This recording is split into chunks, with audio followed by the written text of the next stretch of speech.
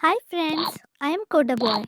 In today's video, we will learn how to make a catch game. So, let's get started. First, let's choose a backdrop we like and a sprite that we will be collecting. Then, we will choose the sprite that will catch the first one. Let's begin coding. First, to make our catcher sprite move left to right, we will use an if-then block from the control category. Inside it, we will use the key pressed block from the sensing category and select right arrow. Then we will add a change x by 10 block from the motion category. We will repeat this same code block. For the second block, we will select the left arrow and change the value to -10.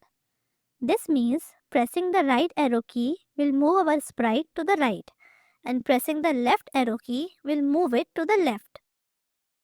We will place this entire code inside a forever block so it can continuously respond to key presses. We will also add a when flat click block from the events category. Next, we will go to other sprite, the one we need to catch.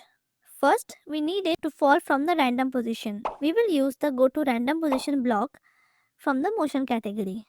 To make it always fall from the top, we will also use the set y to 170 block. I have set the y value to 170 because the maximum y coordinate is 180 and we want the sprite to be visible at the top.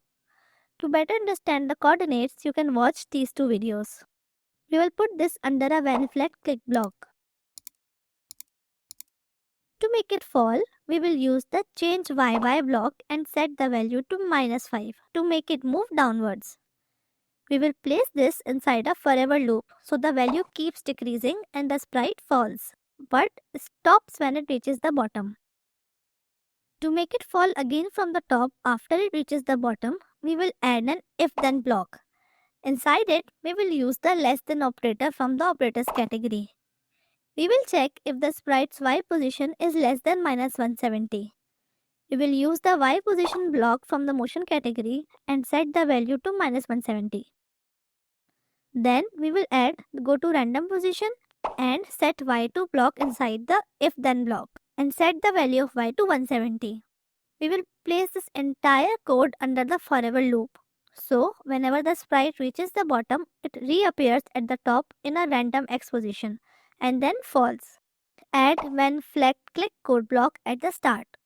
Now to collect the falling sprite, we will use another if then block.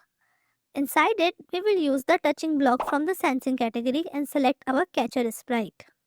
When the two sprites touches, we want the falling sprite to go back to the random position at the top. We can also add a sound effect. We will place this code in a forever loop and add a when flag click block above. Now when the falling sprite is collected, a sound will play and it will reappear at the top. Let's also create a score. We will make a variable called score.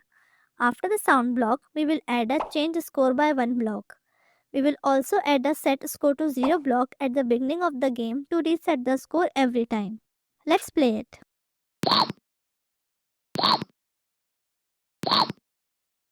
We can also change the falling speed by changing the value in the change y block.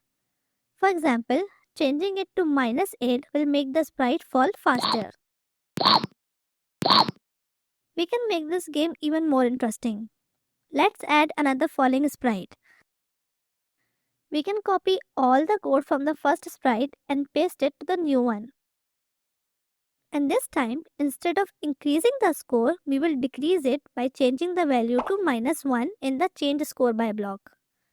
This means we have to dodge this new sprite. If we catch it, our score will decrease. This adds a new challenge to the game.